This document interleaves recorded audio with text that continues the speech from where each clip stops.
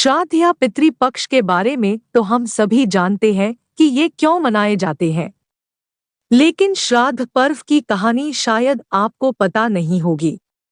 आज हम आपको श्राद्ध की कथा बताने जा रहे हैं। श्राद्ध की कथा पुराणों के अनुसार जोगे तथा भोगे दो भाई थे।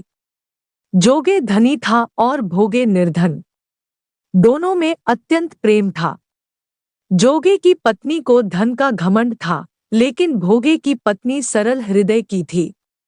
पितृपक्ष के आने पर जोगे की पत्नी ने उससे पितरों का श्राद्ध करने के लिए कहा तो जोगे इसे बेकार का काम समझकर टालने लगा, लेकिन उसकी पत्नी जानती थी कि यदि ऐसा नहीं किया तो लोग बातें बनाएंगे।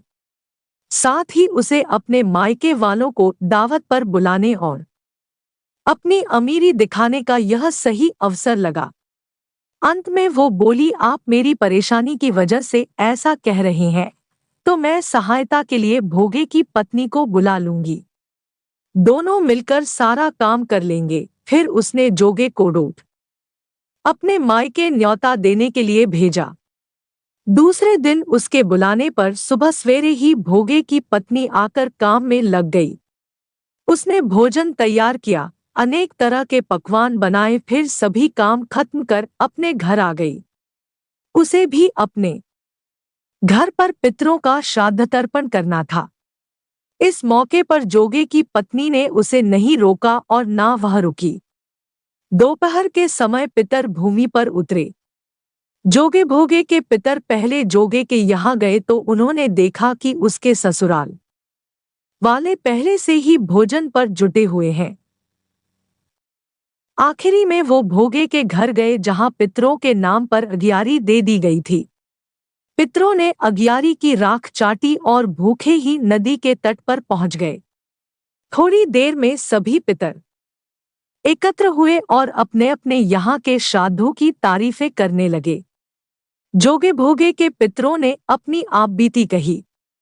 फिर वो सोचने लगे, यदि भोगे समर्थ होता तो उन्हें भूखा नहीं रहना पड़ता, लेकिन भोगे के घर में तो 2 वक्त की रोटी भी खाने को नहीं थी। यही सब सोचकर उन्हें भोगे पर दया आ गई।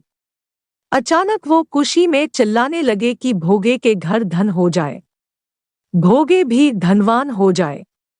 शाम हो गई थी और भोगे के बच्चों भी भूखे थे। उन्होंने अपनी माँ से कहा, भूख लगी है।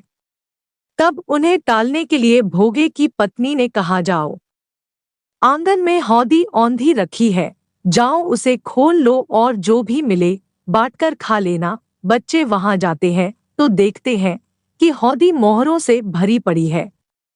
वे दौड़े कर माँ के पास पहुंचे और सारी बातें बताईं।